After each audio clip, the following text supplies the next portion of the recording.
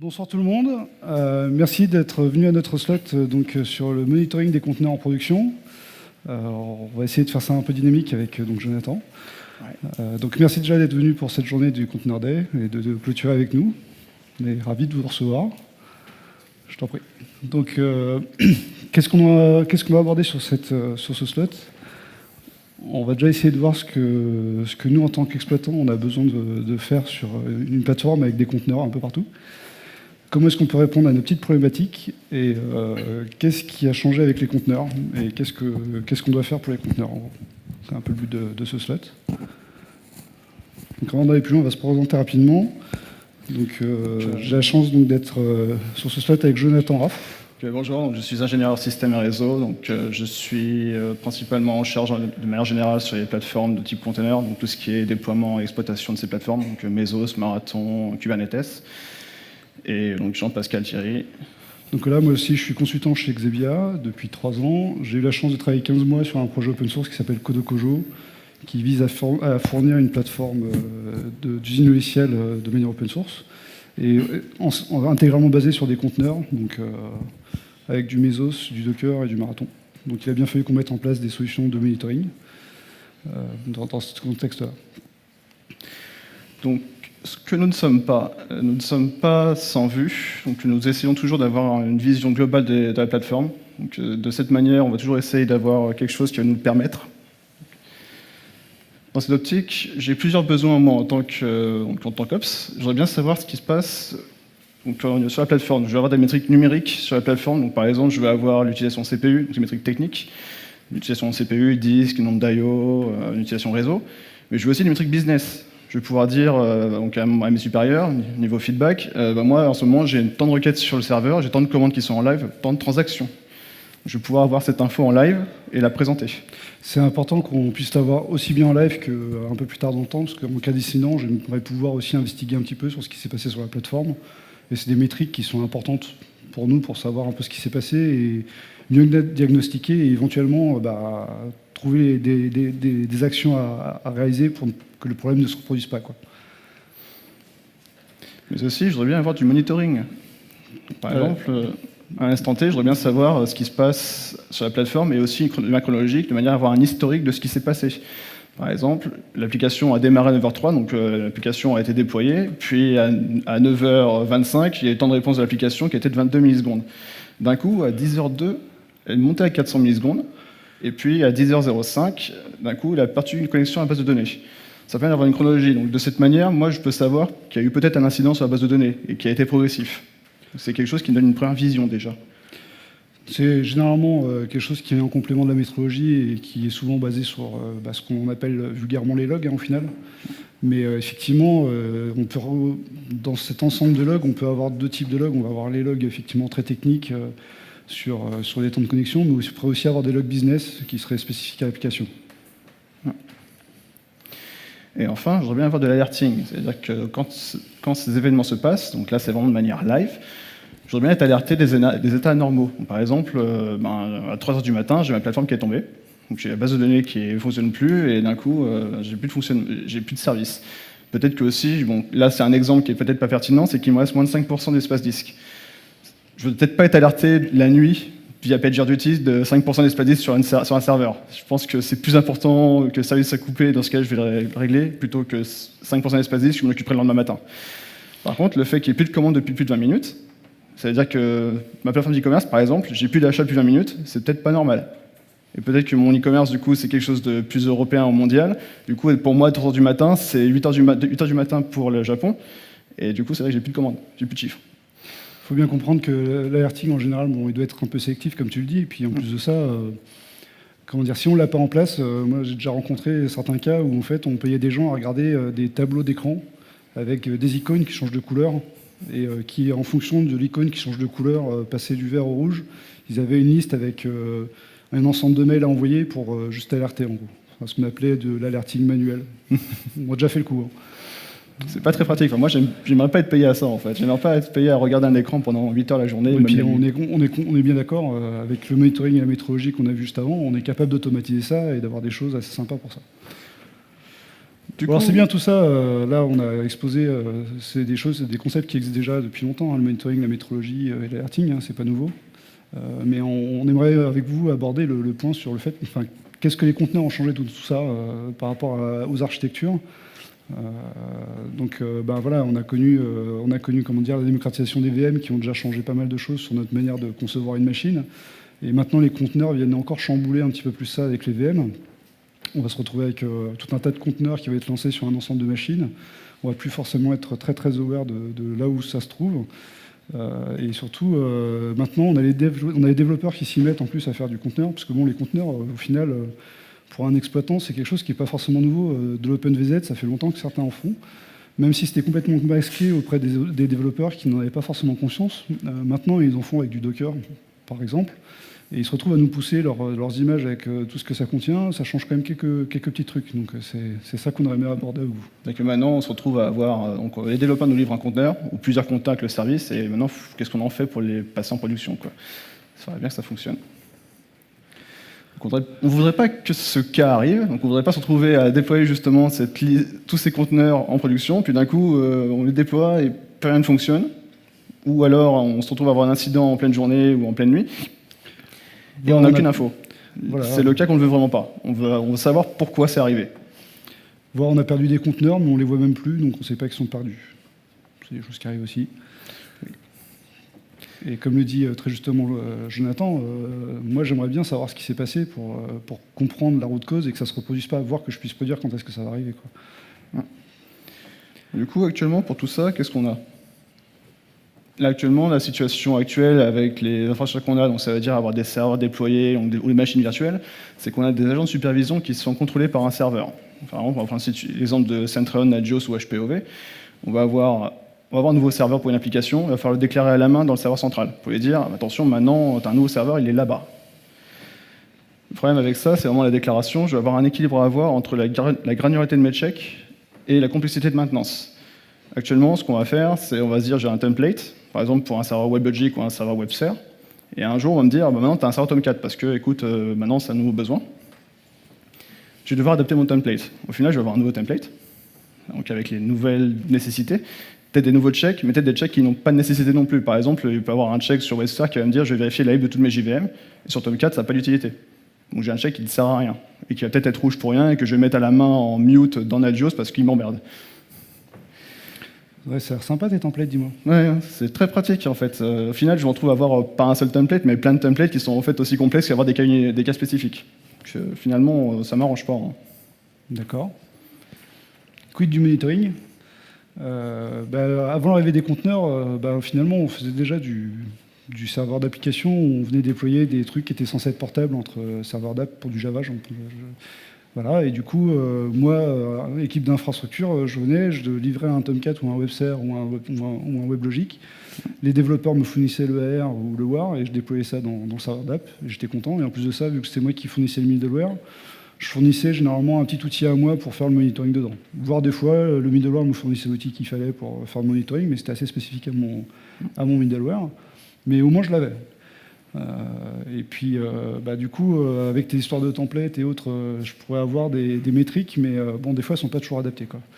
Parce que même si c'est censé être portable entre du WebLogic et du WebSphere ou autre, je me retrouve avec des métriques qui ne sont pas forcément équivalentes partout. Un nombre de fois, je suis retrouvé à avoir des métriques qui sont finalement une métrique de JVM ou de GC qui ne sont pas adaptées du tout à l'application. Je ne les compte plus maintenant. Au final, c'est pas tellement d'intérêt, quoi. Voilà, et puis bon, on a un truc qui est apparu il n'y a pas très très longtemps, enfin il y a 6-7 ans maintenant, c'est ce qu'on appelle la centralisation des logs, qui est bien répandu, enfin commence à être répandu maintenant. On ne le trouve pas partout encore, malheureusement. Mais bon, ça apporte quand même quelques petites choses, parce que moi avant, je me rappelais, je me connectais sur les 40 machines pour aller chercher sur le serveur WebLogic les logs de mon application, et c'était jamais le bon serveur, il fallait que je me reconnecte ailleurs, c'était un peu compliqué. C'est vrai que la centralisation des logs, pour ça a apporté quand même un petit plus, même si c'est pas encore une généralité, quoi. Malheureusement, non. On ne trouve pas partout. Ouais. Et ensuite, on a la métrologie, donc la récupération de toutes les métriques numériques de la plateforme. Donc, par exemple, actuellement, j'ai un serveur qui s'appelle SLVFR CRM01, qui est mon super serveur de CRM Sage dessus. Et ce serveur héberge le CRM de la société. Le problème, c'est qu'actuellement, je sais que j'ai les métriques et logs sur ce serveur. Par contre, il se trouve qu'en fait, le serveur a été un peu recyclé parce que c'est un serveur qui a quand même beaucoup de CPU et beaucoup de RAM. Et ils se sont dit qu'on va faire un peu de shadow IT. On va mettre du Redmine, on va mettre un serveur Nagios aussi dessus, parce que peut-être en fait il y avait de la place et puis il me fallait un deuxième slave. Et au final, les logs et métriques que j'ai sur ce serveur, elles ne concernent pas que le CRM. Elles concernent aussi au final le Redmine, elles concernent le Nagios et tout autre outil qui a été installé dessus. Donc au final, j'ai plus vraiment d'habilitation de la métrique que j'ai reçue de ce serveur et de l'application qui est dessus. Et aussi, le monitoring et la métrologie sont très souvent liés. C'est pas un désavantage en soi, parce qu'on a des outils qui sont tout en un, comme Zabbix, comme HPOV, qui vont prendre ces métriques et les checks à faire de vérification de service, et qui vont les remonter et les agréger. Maintenant, c'est un peu couplé quand même. C'est-à-dire que si je me dis que je veux juste avoir les métriques sur une application et pas faire de vérification dessus parce qu'en fait, ça n'a pas d'avantage, finalement, je suis coincé. Le petit problème aussi, le problème de naming des machines, hein, c'est un truc qu'on retrouve assez souvent dans pas mal d'SI au final. Et ça pose pas mal de soucis parce qu'effectivement, on ne sait pas ce que la machine va venir dans les années à venir, surtout que c'est des SI en général où l'uptime d'une machine peut dépasser plusieurs années. Et quand ils ont créé la machine, ils ne savaient pas forcément ce qu'elle allait devenir dans le temps, et au final, c'est vrai que son nom, il est plus forcément révélateur. Et pire que ça, c'est que on a fait des dashboards et on a fait des outils pour aller checker son état en fonction de son nom, quoi. Et là, du coup, ça veut dire que si jamais je voulais être vraiment remettre son nom pour qu'il représente vraiment ce qu'elle fait, il va falloir que je rechange tout mon outillage derrière, quoi. Du coup, avec tout ça, là, c'est les outils actuels. Est-ce qu'on est prêt à aller en prod? Avec les conteneurs, je suis pas sûr. Tu ferais le saut, toi? Moi, je le ferai pas le saut. Hein. J'ai envie d'avoir un peu plus de sûreté quand même. Enfin, sachant un peu comment, de ce que j'ai vu sur la plateforme de développement, les conteneurs, c'est pas si simple en fait. Ouais. Par exemple, ce que j'ai pu voir, c'est qu'un conteneur actuellement, c'est un OS léger. C'est un OS qui n'a pas de système d'init. C'est un OS qui n'a pas de noyau. Donc au final, moi qui me pose mes questions du comment j'installe mon agence Zabbix, comment j'accède à l'intérieur du conteneur, je suis coincé, je peux pas le faire, quoi.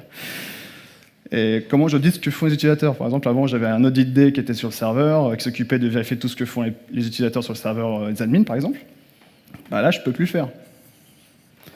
Maintenant, ce qu'on peut se dire aussi, c'est qu'un conteneur, actuellement, l'idée, c'est d'avoir un conteneur qui soit immutable. C'est-à-dire que je ne dois pas avoir un conteneur qui doit être modifié par une opération quelconque. Du coup, en fait, ça fait sens. Maintenant, ça veut dire que moi, il faut que je m'adapte comment je vais vérifier tout ça. Oui, et puis bon, c'est vrai que c'est fini un peu ce pattern de je vais me connecter sur la machine, voire sur le conteneur pour aller faire un apt-get upgrade de mon conteneur. Ça fait mal. C'est pas très reproductible, en fait. Voilà, puis en plus de ça, on avait le choix. Soit on pouvait créer une grosse image Docker avec tout un système d'exploitation pas à jour et que je vais commencer par faire un apt-get upgrade dedans, ou on a plutôt pris le choix, nous, de promouvoir des images Docker plutôt légères qui ne vont contenir que ce que j'ai besoin pour faire tourner mon applicatif.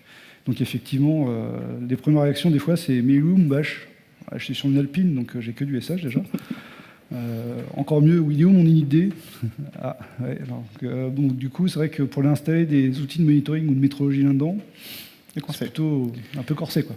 Le deuxième point, j'ai pu voir que sur le Mesos de dev, en fait, les conteneurs s'appellent D91957. Ils ont un UID, en fait. Donc, du coup, je ne sais pas du tout ce qui est dessus. Donc, au final, comment je sais quelle application est dans ce conteneur et comment je peux me repérer? Parce que du coup, là, j'ai des logs et je ne sais pas comment faire. Oui, puis en plus de ça, c'est génial les conteneurs, mais l'intérêt des conteneurs, quand même, c'est d'avoir une scalabilité qui soit quand même assez réactive, avec une durée de vie qui peut être de l'ordre de la minute. Donc ça se trouve, mon super conteneur D914 57 F5, il a une durée de vie de 5 minutes. Donc j'ai des logs qui viennent de ce conteneur-là, mais pendant 5 minutes. Après, ça a changé de nom. Alors, du coup, ça varie un peu tout ça quand même, c'est sujet à changement. On a quelques petits soucis à se faire, je pense. Hein. Puis en plus, les nouvelles architectures microservices que les développeurs nous ont apportées, qui sont super intéressantes en soi, mais en fait, du coup, chaque conteneur a une partie du métier. C'est-à-dire que du coup, j'ai qu'une vision de ce qui se passe dans l'application en prenant les logs d'un seul conteneur. Et chaque log, tout seul, a peu de valeur. C'est-à-dire que je vois par exemple qu'une application m'a dit j'ai traité telle transaction. Ouais, mais qu'est-ce qui se passe après? C'est un autre service qui a traité la suite, et j'ai pas l'info parce que du coup, il faut que je trouve le conteneur suivant en fait. Donc, du coup, ici, on voit qu'il y a vraiment une nécessité de centraliser tout ça, parce que si je centralise tout ça, je vais pouvoir chercher par application et me dire, je vais avoir une frise chronologique des listes des events et de voir ce qui se passe séquentiellement. Là, du coup, on voit qu'on a une vraie valeur. Et les conteneurs, dans un cluster, vont démarrer, s'arrêter, s'interrompre, être remplacés. Même chose, ils vont être déplacés d'un serveur à un autre serveur. Finalement, j'ai des logs qui sont sur un serveur, et au final, ils s'arrêtent parce que le conteneur a été remplacé. Et ils se retrouvent sur un autre serveur derrière qui est finalement un autre serveur du cluster, et j'ai une autre partie des logs. Là, j'ai besoin vraiment de suivre tout ça, en fait. Ouais, d'où, je pense, effectivement, qu'on centralise un petit peu tout ça, quoi. Je pense que ça va ça va me faciliter la vie, en fait, de faire ça, je pense, en tant qu'opérationnel. Ouais, on peut être assez vite perdu entre les architectures microservices, des gros clusters avec plein de machines un peu partout, comme on l'a pu le voir sur différents slots avant, en multi-data center au travers du monde. En plus de ça, mes conteneurs, ils vont scaler différemment en fonction des zones. Donc, je vais avoir une plateforme très variante. À un instant T, je peux prendre une photo, mais ça représenterait un peu ça, quelque part, et du coup, on n'y comprendrait pas forcément grand-chose, voire ça n'aurait pas forcément beaucoup d'intérêt. Et surtout, c'est qu'elle se réveille 2 secondes. 2 secondes après, elle pourrait peut-être complètement changer. Donc, clairement, je pense que, comme on faisait avant, d'aller se connecter sur les machines, essayer de faire du diagnostic là-dessus en cas d'incident, c'est juste une horreur, en fait. Et puis moi, je ne vais pas faire ça à 3h du matin. Connecter, chercher les machines à 3h du matin, je le fais pas. Et puis en plus de ça, vu qu'on fait du microservice, il faut savoir quel service dépend avec lequel. On a déjà une map des services qui interagissent entre eux à maintenir, qui est déjà pas forcément évidente. Mais si en plus, il faut que je me retienne où est-ce que sont lancés tous les conteneurs, et de quel service, et qu'est-ce qui a bien pu se passer à un instant T et 10 secondes après, ça va pas être possible. On va jamais trouver pourquoi ça a planté, en fait. Voire, on sera jamais capable de remonter la plateforme. Enfin, moi, je le sens pas. Pas du tout. Bon, du coup, qu'est-ce qu'on peut faire? Parce que là, il y a tout qui change, il y a tout qui bouge. Donc, peut-être une idée, je pense, qu'on pourrait essayer, c'est de changer de paradigme. Jusqu'à maintenant, le modèle habituel, c'est d'avoir un serveur central qui va se connecter à toutes les machines et qui va regarder tout de manière centrale, en allant voir directement. On pourrait peut-être se dire qu'on va inverser la chose. On va dire que les serveurs eux-mêmes vont se déclarer. Et du coup, les serveurs, il faut peut-être les considérer moins comme des serveurs à bichonner, des serveurs à surveiller, à maintenir sur la durée, mais plus des serveurs qui sont en fait un troupeau, qui sont juste simplifiés, qui sont installés directement. Pareil pour les conteneurs, en fait. Les conteneurs, on va les lancer, on va se dire c'est un conteneur, ok, il va être lancé, il va disparaître, c'est normal. Ça fait partie de sa vie. Peut-être que l'orchestrateur, donc par exemple Mesos, Marathon, c'est des orchestrateurs qui sont là pour avoir une vue d'ensemble du cluster et gérer leur cycle de vie, s'ils sont vivants ou morts, et les relancer de manière simple. Par exemple, là, s'ils sont tués, ça fait partie de la vie parce que peut-être qu'il y a eu un incident sur ce nœud et du coup, il va être relancé ailleurs. Du coup, il faut prendre ça en compte dans notre cycle de vie. Et pareil pour les logs, il va falloir prévoir le fait d'identifier chacune de ces lignes de log. On va avoir la sortie d'un service, on va juste avoir l'ID du conteneur et le process, par exemple Java ou Nginx, et sa ligne de log. Là, tout seul, ça ne va pas nous aider. Donc, on va peut-être devoir identifier en plus, dire, par exemple, je sais que ce conteneur, quand je l'ai lancé, il avait tel ID. Et son rôle, c'était mon application. Donc, je sais que ça fait partie de mon application, en fait. Puis bon, comme tu l'évoquais aussi, c'est vrai qu'on ne va pas se connecter sur le conteneur pour le mettre à jour en cas de faille de sécu. On va remettre à jour l'image et puis on va redéployer. Je pense que ce sera mieux. Ouais, je pense que c'est une meilleure idée. On va déjà y gagner un petit peu, et puis si on arrive à identifier les lignes de log par conteneur, ou au moins rattacher du contexte à la ligne de log, c'est-à-dire dire ce conteneur-là concerne tel microservice ou telle application, je pourrais faire des requêtes plus tard dans ma centralisation des logs pour regrouper toutes les logs qui concernent telle application, quelle que soit la machine et le conteneur dans lequel c'est intervenu. Ce qui peut être cool. C'est déjà un bon début. De cette manière, je peux déjà savoir qu'est-ce qui tourne dans un conteneur. Puis après, si on fait du microservice, on peut demander à nos équipes de dev de mettre des ID de coloration qui seraient purement business, qui nous permettraient de tracer effectivement les différents appels pour une transaction donnée, quoi. Genre, j'ai ajouté un produit dans un panier, il a été commandé, tout ça c'est une transaction, et retracer tout son cycle de vie au travers de toute la plateforme. Mais pour faire ça, il faut qu'on ait un minimum de contexte, quoi. Et ça, il va falloir qu'on l'ajoute, c'est indéniable. Là, c'est un début déjà. Deuxième partie, c'est moi en tant qu'ops, comme je te disais, je suis habitué à déclarer dans mon Agios, Centrion ou HPOV le serveur en question. Sauf que maintenant, je vais avoir 200 conteneurs sur un serveur. Du coup, je vais avoir qu'une seule adresse IP.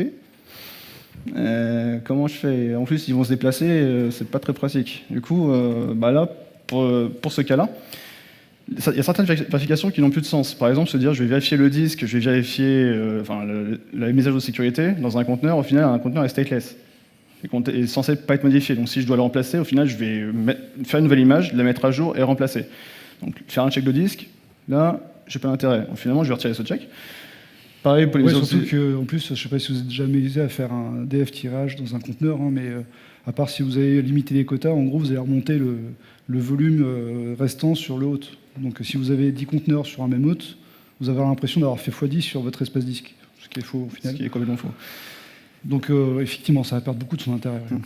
Et du coup, au final, qu'est-ce que je dois vérifier sur un conteneur de manière, on va dire, supervision? Qu'est-ce que je dois encore regarder? La réalité, c'est qu'en fait, un conteneur, c'est un processus. Donc, du coup, ça veut dire que je lance un processus, il faut vérifier ce processus. Donc, c'est vérifier que ce service. Donc, déjà, ça va me retirer une bonne partie des checks que je faisais avant, qui faisaient partie d'un template. Et quid d'un modèle, justement, où les conteneurs vont se déclarer eux-mêmes, ou en tout cas vont dire, bah, moi, écoute, tu me supervises sur cet endpoint, et bah, tu peux aller par là. C'est tout. Déjà, ça va déjà beaucoup s'aider, parce que de cette manière, je vais pouvoir retirer toute une complexité au niveau des agents. Et pareil pour les métriques, au final. Oui, parce que bon, moi j'avais plein de métrologies avant aussi, comme pour le monitoring. Comment est-ce que je fais pour récupérer tout ça Est-ce que je continue à installer ces agents au sein du conteneur? Est-ce que ça fait sens? Est-ce que je vais aller installer un stat D dans tous mes conteneurs? Je pense qu'il n'y a pas beaucoup d'utilité, moi, comme ça. Là, mais... Donc, surtout, c'est qu'on risque de remonter des métriques qui ne seraient pas forcément justes.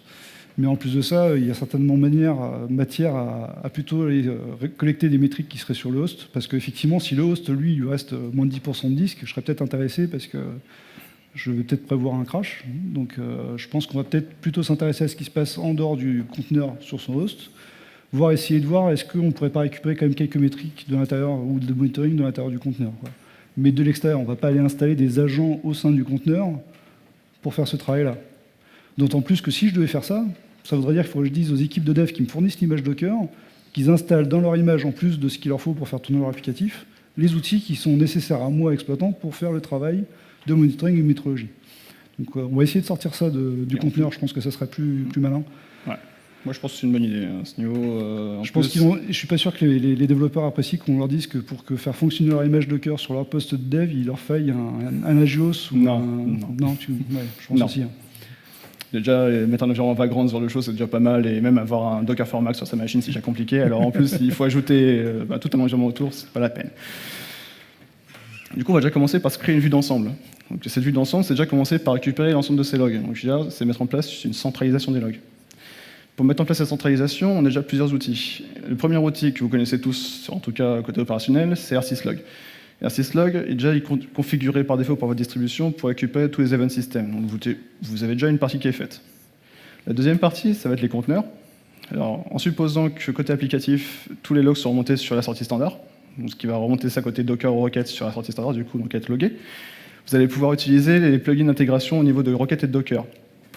Rocket fournit directement une intégration de journal D. Vous avez juste à avoir une intégration à faire entre journal D et syslog, qui sont déjà installés. Et côté Docker, vous avez juste à avoir à activer un plugin sur Docker, qui va vous dire « envoie-moi tous ces logs vers syslog ». Chacun va vous fournir des capacités de le tag. Donc, vous allez pouvoir dire, par exemple sur un autre, vous allez pouvoir démarrer le daemon Docker ou Rocket en lui disant « ce nœud-là, il a tel label, par exemple ce data center, c'est EU West 1 ». Je vais pouvoir lui dire que la région, c'est Europe, ou peut-être même que le cluster, c'est application 1. Par exemple, vous avez peut-être un cluster dédié. Vous allez pouvoir faire ça au niveau du gestionnaire de conteneurs.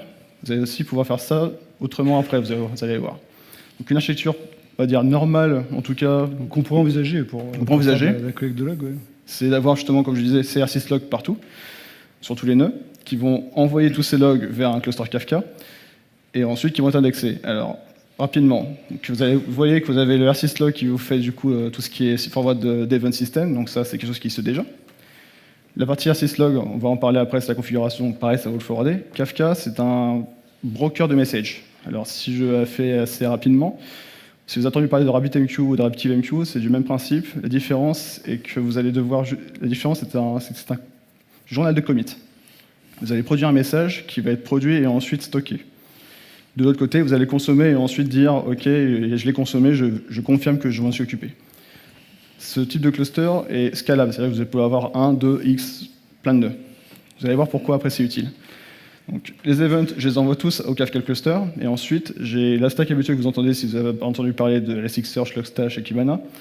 Vous allez avoir le Logstash Indexer qui va aller s'abonner à ce Kafka et qui va indexer ça dans Elasticsearch.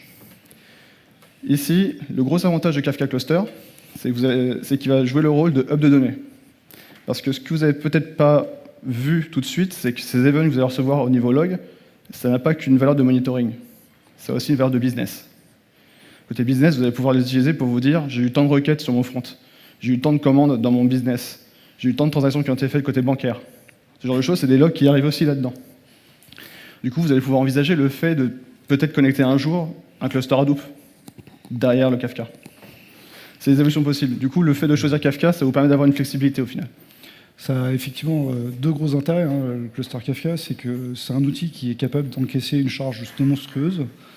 Criteo, je crois qu'il est l'un des plus gros consommateurs, un des plus gros clusters Kafka, ils font 8 millions de messages secondes. Donc on peut dire que ça a un peu de marge avant de le descendre. L'autre intérêt, c'est que effectivement, si un jour on décide de rajouter d'autres consommateurs derrière le cluster Kafka, on n'a pas besoin d'aller changer toute la conf des RC-Log pour leur dire « Hey, en plus de Elasticsearch, tu vas les envoyer dans un Hadoop ». On a juste à rajouter un consommateur derrière le Kafka et le tour est joué. On n'a pas besoin de retoucher à toute la plateforme. On a peut-être plusieurs centaines de serveurs sur la plateforme. Donc c'est un énorme intérêt pour ça. Ça vous permet d'avoir surtout une évolutivité sur le long terme. Parce que du coup, vous avez quelque chose qui est installé et ça vous restera sur une longue durée. Vous n'aurez pas besoin de le faire évoluer derrière. En tout cas, pas directement. On va commencer du coup par ce petit bout à gauche, la partie RC-Log du coup. La partie RC-Log tout seul est simple. En soi, donc, je vais en parler, mais simplement, c'est la partie Docker, c'est ce qui vous intéresse, parce qu'on est quand même au parler Container Day. Donc pour ça, voilà comment ça se configure. C'est une ligne de configuration dans un fichier. Je pense qu'on a vu pire. Donc on a juste à mettre un log driver à syslog, vous redémarrez Docker, à partir de là, vous lancez vos Docker avec une option de log. Vous pouvez dire, je veux que tu me tagues mon application avec ce nom, donc par exemple myawesome nginx, et vous retrouvez à avoir vos logs qui sont directement tagués avec directement dans votre ligne de log le tag de l'application. De cette manière, vous avez déjà eu du contexte sur votre appli. Ouais, c'est plutôt sympa. Moi, ça me plaît, c'est assez simple en plus à mettre en place.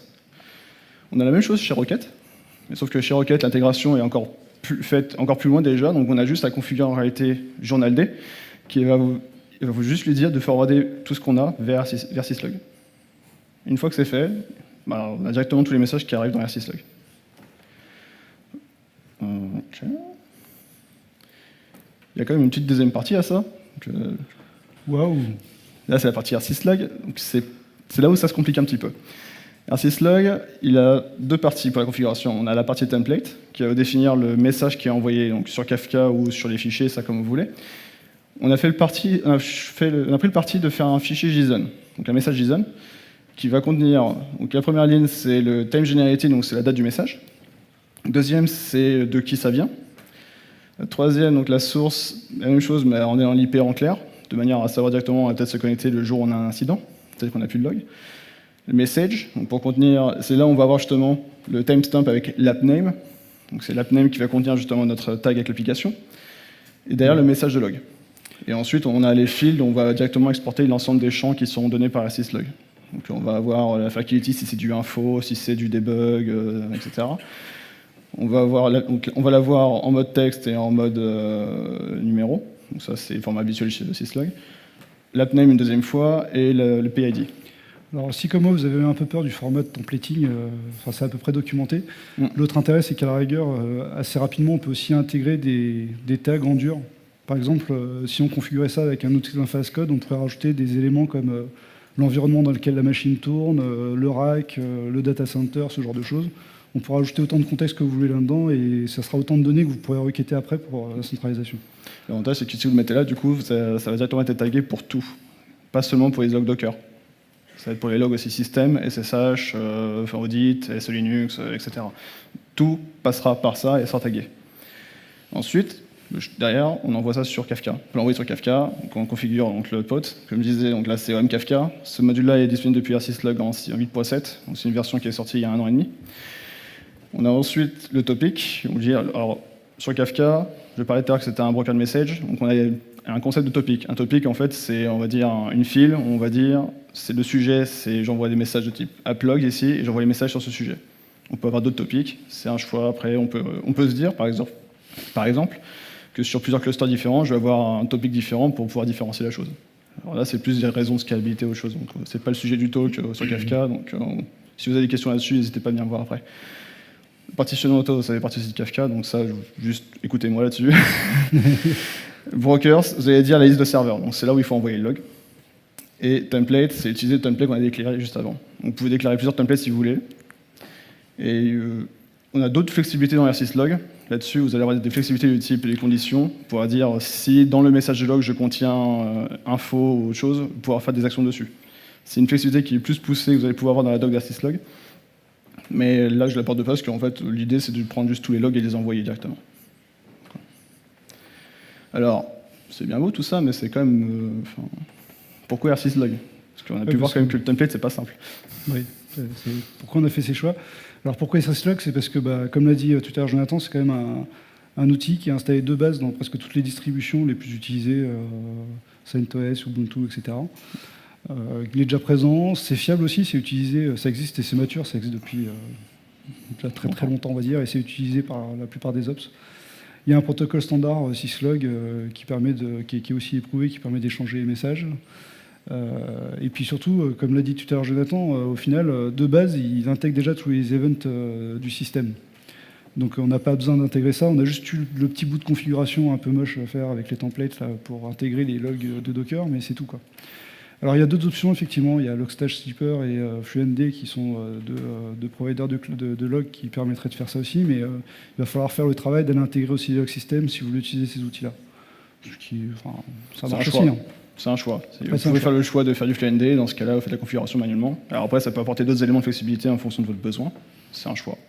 Si le gain est plus élevé que le fait de devoir travailler un peu plus pour l'intégration, ben, faites ce choix. Il faut le tester.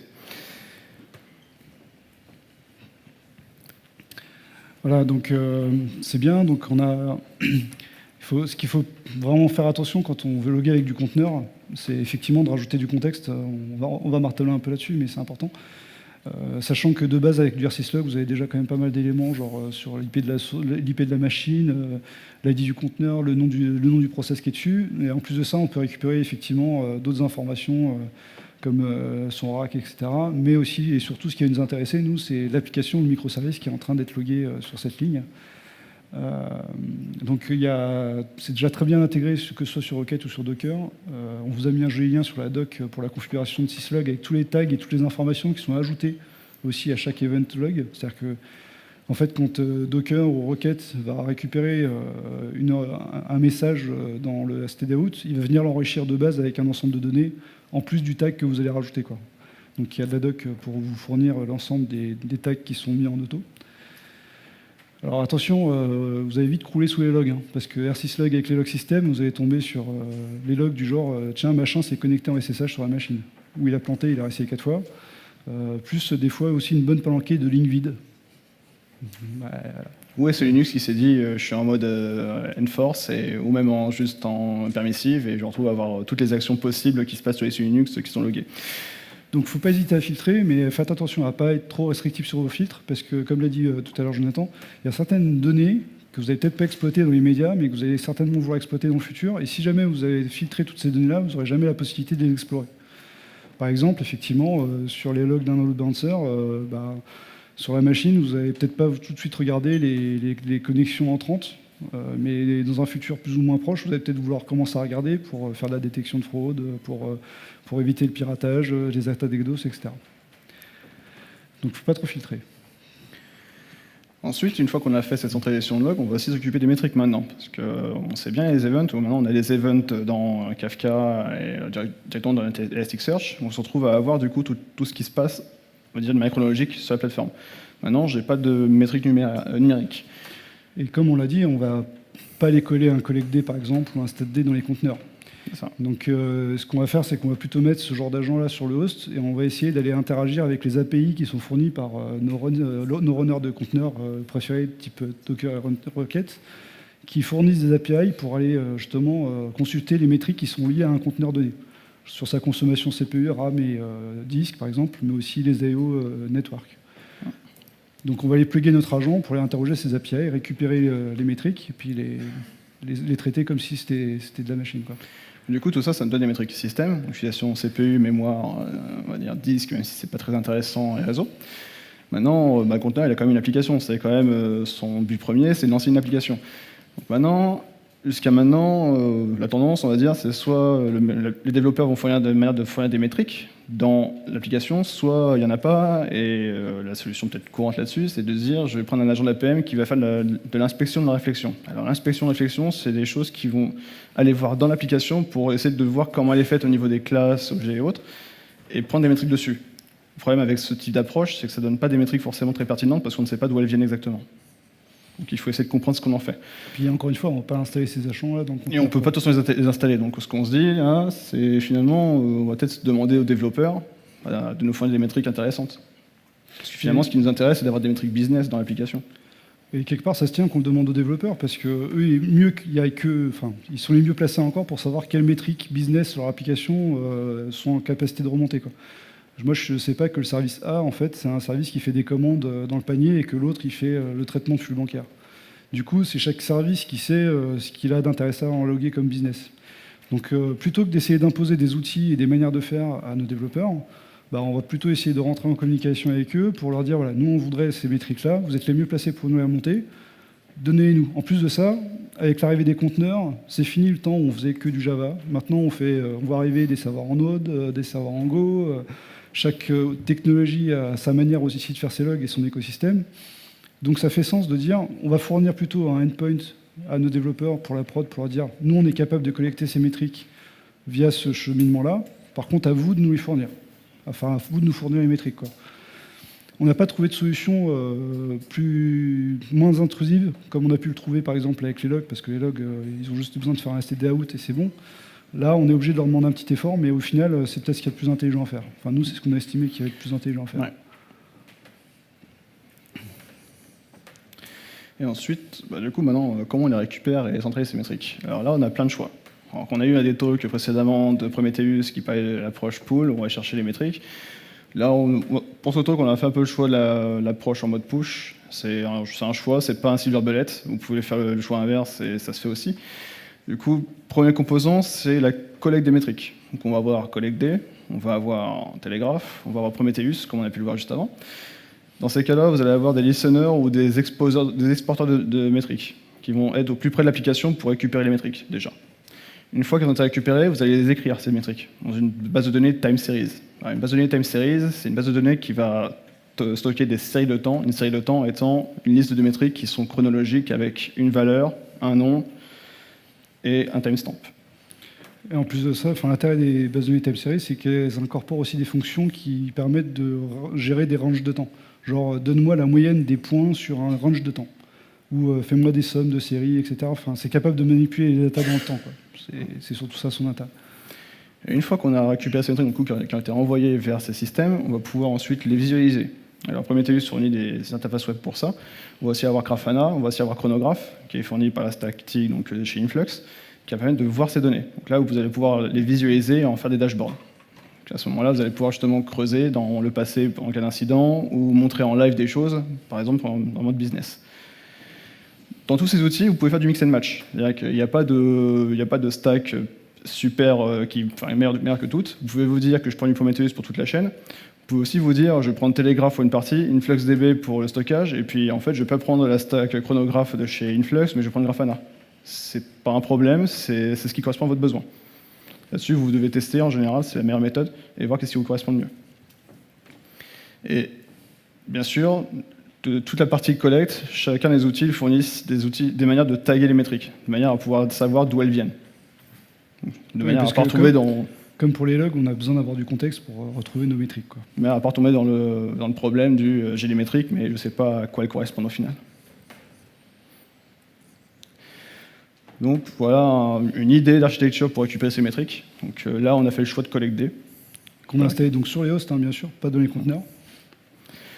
Donc là, dans ce cas, on va avoir collecte-D qui va sur les machines, qui va collecter les métriques système et qui va aussi collecter via les API REST de chez Docker et aussi peut-être en étant listener, comme on le disait, StatD, en écoutant des métriques pour les recevoir. De la part des conteneurs. Ouais. Ensuite, une fois que tout ça s'est collecté, ça va être envoyé, donc, comme on disait, vers Graphite, InfluxDB ou Prometheus. Et ensuite, on va pouvoir les visualiser avec un Grafana. Donc ça, c'est un choix. C'est une possibilité. Vous pouvez faire le remplacement, comme je disais, le Grafana par chronographe par exemple, ou juste avoir Prometheus tout seul qui fasse la visualisation, c'est un choix. Alors, donc, CollectD, pourquoi le choix de CollectD rapidement? Parce qu'il y en a d'autres. Hein. Mais CollectD, c'est un collecteur de métriques donc open source qui est codé en C. C'est intéressant, c'est important pour moi parce que je ne voulais pas que mes agents de collecte de métriques bouffent les perfs de mon applicatif. J'ai déjà vu des agents de collecte de métriques qui, toutes les 4 minutes, prenaient 100% de CPU. C'est un peu dommage. Et dire à mon applicatif et à mes clients que l'application est tombée parce que c'est les outils de monitoring qui ont fait tomber la plateforme, moche.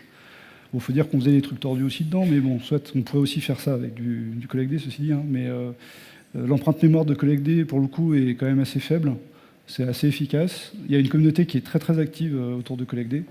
Il y a une belle liste de plugins que vous trouvez sur le lien là, avec pas mal de choses pour aller lire les métriques système, mais aussi de d'autres types de données, comme par exemple aller interroger du varnish pour aller connaître le nombre de hits sur un varnish ou sur le Radis, sur du MongoDB. Voilà, il y a pas mal de choses qui sont traitées par CollectD, et puis on peut écrire dans différents types de sorties. Là, on parlait de Graphite, par exemple, ou d'InfluDB, mais ça peut aussi pousser dans du Kafka ou du RabbitMQ, ou appeler un serveur HTTP, et ça peut faire tout ça en même temps, en plus. Enfin, bref. C'est assez flexible, du coup, vous pouvez faire le choix de prendre CollectD et de dire je teste, j'ai mon choix, c'est CollectD pour la collecte. Par contre, je ne sais pas encore ce que je vais choisir pour la récupération, le stockage de métriques, donc je teste et puis je vais bien voir. Un petit bout de conf sur CollectD. Donc tout en haut, le hostname, c'est juste le nom de la machine qui va apparaître dans à peu près toutes les métriques. On va loader les plugins, et le cas échéant, si on a besoin de faire de la configuration de CollectD pour certains plugins, on va l'ajouter via des espèces de nodes XML, même si ce n'est pas vraiment du XML. Donc j'ai mis juste l'exemple d'un plugin de DCP-Cons qui va aller requêter les stats sur les sessions TCP de votre machine courante, celles qui sont en wait, etc. Donc là, on lui dit qu'on veut écouter que ceux qui sont sur le port 25, par exemple. On va lui spécifier qu'on veut que ce port-là, sinon on va prendre tout le monde. Et puis un autre exemple où on va configurer le plugin pour écrire dans le Graphite. Donc on va lui spécifier le nom, le host et le port pour qu'il puisse envoyer les métriques à destination, quoi. Et puis éventuellement, on peut lui mettre un préfixe pour préfixer le pass dans Graphite. Et là, on peut rajouter du contexte à foison si on veut. Comme on peut voir rapidement, on voit que les plugins, il y a pas mal de plugins qui n'ont pas de configuration, en fait, comme syslog, CPU, df, load, memory. Tous les plugins n'ont pas forcément besoin de configuration. Si certains ont des swarms, n'en ont pas besoin du tout. Enfin, CPU, je ne pense pas qu'ils aient besoin de configuration. Il y a le plugin Docker, on n'a pas mis sur la liste là, mais qui justement, vous pouvez juste le mettre. Et même chose, il va juste aller voir localement et faire la collecte. Donc vous n'avez pas de configuration à faire. Ce qu'il ne faut pas oublier quand vous faites ce genre d'infrastructure, la première, c'est votre base de données. Si vous faites le mauvais choix de base de données, vous allez avoir des impacts derrière qui vont être liés non seulement au stockage métrique, mais surtout à vos dashboards. Si vous avez 200, 300 dashboards qui ont été produits pour pouvoir faire de l'investigation, au final, si vous changez votre système de base de données, qui par exemple passe de Graphite, Carbon à InfluxDB, la structure des métriques n'est pas la même. Vous allez devoir tout revoir. Tout. Vous allez devoir faire tous vos dashboards. Et que ça soit ça, ou peut-être l'alerting, si vous avez l'alerting qui est basé dessus. Et en plus de ça, il faut bien faire attention à la normalisation des noms des métriques et à prévoir assez loin dans le futur, parce que c'est pareil, si vous changez la nomenclature de nommage de vos métriques, vous serez bon à faire tous vos dashboards de la même manière. Et ensuite, comme je discutais juste avant d'alerting, moi, pour l'alerting, j'ai une première chose, c'est que j'aime pas être réveillé la nuit. Pas du tout. Je pense que voilà, les développeurs n'aiment plus, et peu importe qui, je pense que n'aime pas être réveillé la nuit pour des raisons qui auraient pu être évitées. Donc j'aime bien être proactif. Donc, pour être proactif, la première chose, c'est discuter de métriques qui sont importantes et intéressantes. Peut-être que la métrique d'avoir l'occupation de disque de manière permanente, c'est pas intéressant. Peut-être qu'il y a eu un job de backup qui m'a pris presque full disque pendant 30 secondes, et puis finalement ça a disparu. C'est un instant T. Ce qu'il faut peut-être voir, du coup, c'est voir des métriques fonctionnelles intéressantes. Donc avoir un nombre de messages, comme je disais, un nombre de transactions, un nombre de commandes, mais aussi avoir des métriques sur les tendances et pas sur un instant T. On peut avoir une tendance, par exemple sur un site d'e-commerce, on sait que mes heures actives, c'est de 8h à midi et de 14h à 17h. Alors c'est pas réaliste, parce que la réalité c'est plutôt midi. Mais envisageons ça. Si je prends ça et que, par exemple, à un moment, peut-être 2 semaines plus tard où j'ai pris mes tendances, je me retrouve à avoir un cas où en fait j'ai 0 commande à 9h. Alors que d'habitude, j'ai 250 commandes par seconde. J'ai peut-être un problème. C'est ce type d'alerting qui est plus intéressant. Déjà, ça va pouvoir nous montrer des visions. Et si je prends les lignes d'espace disque, par exemple l'espace disque d'une machine, je vais voir des tendances. Donc je vais voir par exemple le disque qui se remplit la nuit, et en journée, par exemple, l'occupation va croître de 1 ou 2%. Si je vois que la tendance c'est plus 2%, mais 10% d'un coup, je sais que je vais avoir un problème dans pas longtemps. Donc finalement, je vais le voir en avance. Je ne vais pas le voir au moment où ça va sonner la nuit, à 1h du matin, 2h du matin. Et puis bon, l'avantage des tendances, c'est que ça évite aussi les faux positifs. Je ne sais pas si vous avez déjà essayé de monitorer de la JVM, mais si jamais vous tombiez pile poil juste avant que Java fasse son GC et qu'il était en full memory, on pourrait dire ah, il n'y a plus d'espace. En fait, il fait son GC juste derrière et il avait largement la place. Bon, ça aurait été dommage qu'il m'alerte alors que le GC allait passer. Vaut mieux que j'ai une tendance et qu'il me dise attention, là, la JVM, elle est full depuis 10 minutes, c'est pas normal, il y a 4 GC qui sont passés, ça va pas libérer. Je préfère avoir une tendance que d'avoir des alertes sur un seuil à un instant T, quoi. Du coup, pareil pour les checks. Jusqu'à maintenant, je faisais les checks qui étaient sur chacun des services, chacun des endpoints. Maintenant, c'est peut-être une meilleure idée de faire les checks qui soient plus end-to-end. Que je sais que je fournis un service, je vais vérifier le service en amont. Mon service ne répond plus. Du coup, je sais que ça ne va pas. Et du coup, je vais peut-être essayer de travailler pour faire des checks qui soient justement pertinents sur du end-to-end. C'est-à-dire, je vais faire un check sur le front-end, qui va aller chercher sur le back-end, qui va faire une test de connexion sur la base de données, par exemple. S'il y a un point qui ne marche pas, je suis KO. Là, j'ai qu'un seul check, au lieu d'avoir 200 checks dans ma monito. Et c'est OK ou c'est pas OK. C'est pas 200 mails d'un coup je reçois la nuit, au moment où ça claque, et lequel est intéressant. Donc, c'était plus intéressant de faire ça de cette manière. Même chose avec vos systèmes de cluster. Il peut être intéressant de monitorer aussi vos systèmes de cluster directement. Parce qu'eux aussi fournissent des systèmes de check, les checks de vos applications. Donc, ils vont aussi vous donner des infos. Puis bon, il faut aussi les monitorer parce que si jamais vous perdez votre master Mesos, vous avez l'air malin. Ça ne va pas brancher votre plateforme de marché, mais si jamais on a besoin de redéployer, s'il n'y a plus de master, ça va être un problème. Pareil pour Kubernetes et Swarm. Même problème. Si on n'a pas les instances qu'il faut, qui sont bien et qui ne sont pas en bonne santé, ça va avoir un souci. On va rien pouvoir lancer, et rien en cas de perte de nœud, on va être coincé, quoi. Bon, attention, ça peut quand même faire mal tout ce qu'on vient de dire. Parce que bon, on se dit, là, jusqu'à maintenant, on s'est dit on va vérifier une infrastructure. Sauf qu'on vient de mettre en place une infrastructure pour vérifier une infrastructure. Donc, il faut peut-être la surveiller aussi, elle, en fait. Donc, d'une, ne pas tomber dans l'external alerting. Parce que ce qu'on a pu voir jusqu'à maintenant, et c'est un peu la tendance actuelle, c'est de faire des checks partout, justement, sur tous les points possibles des conteneurs et de l'application. Donc déjà, essayer de condenser l'information, de faire un minimum et de prendre juste l'information intéressante. Comme je disais, les checks sont déjà faits par les orchestrateurs, donc pas besoin de les refaire. Puis pas besoin de les intégrer dans le conteneur, donc ça a déjà imité le nombre d'alertes, quoi. Donc déjà, ça va retirer un check par application. Déjà, ça en fait pas mal de moins. Ensuite, ne multipliez pas les outils. Donc, essayez toujours d'utiliser un outil et de centraliser au maximum sur un outil. Par exemple, vous utilisez Grafana et R6log. Arrêtez-vous à ça. Ne dites pas, je vais mettre en place du Logstash Shipper pour une autre chose et puis Fluentd pour autre chose. Du Datadog pour un autre truc et puis du Spartex pour un autre. Parce qu'au final, ce qui va se passer, vous allez retrouver avec 42 outils et en cas d'incident, ça va être très très compliqué de faire la corrélation des événements au travers de toute la plateforme. Si vous arrivez à minimiser au maximum les outils, vous avez déjà minimisé les problèmes, et en plus de ça, en termes de diagnostic, ça va être plus facile à réaliser, quoi. C'est pour ça, comme on disait tout à l'heure, c'est important de faire le choix et de bien tester avant, pour voir votre besoin et faire le bon choix. Automatisez votre infrastructure. Donc, ce qu'on disait pour mettre en place des R6log et collecter, il faut mettre en place sur tous vos serveurs. Alors si votre parc de serveurs, c'est 700 serveurs, vous n'allez peut-être pas le faire à la main. Donc là, pour les déploiements, utilisez du Terraform, utilisez du CloudFormation, utilisez du Google Deploy Manager, donc en fonction du cloud où vous êtes, pour déployer machine, et utilisez des systèmes de gestion de configuration le plus possible. Donc Ansible, Puppet, Salt, Chef. Toujours pour les hosts, hein, bien sûr. Hein, toujours pour les hosts. Pas pour les conteneurs, oui. Et faites usage au maximum de templating. C'est déjà assez complexe comme ça, pas besoin de s'ajouter la complexité. Donc faites un dashboard ou 2 dashboards qui soient paramétrables et qui ont des templates.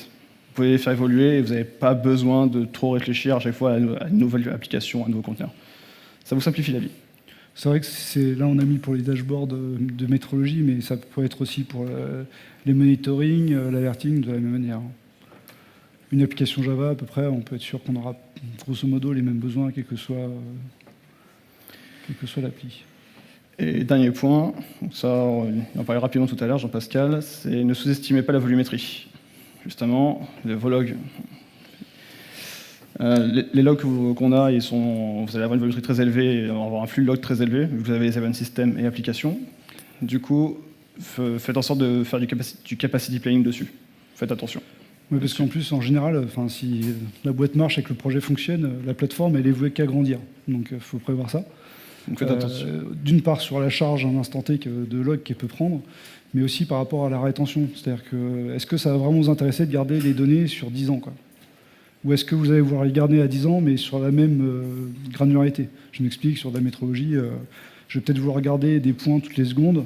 Par contre, cette précision-là, je vais peut-être la vouloir garder 2 jours, et au bout de 2 jours, je vais l'agréger pour passer à un point toutes les heures, ou tous les jours après. Voilà. Pour garder des tendances, effectivement, mais on va limiter l'impact sur les temps, et il ne faut pas sous-estimer cette notion de rétention, bien la prévoir avant. Très important, sinon vous allez retrouver à avoir des cas où vous allez juste avoir un incident de prod sur votre plateforme de monitoring et vous redevenez aveugle. Ouais. Donc, voilà, donc, désolé pour les questions, on sera juste derrière si vous voulez poser des questions.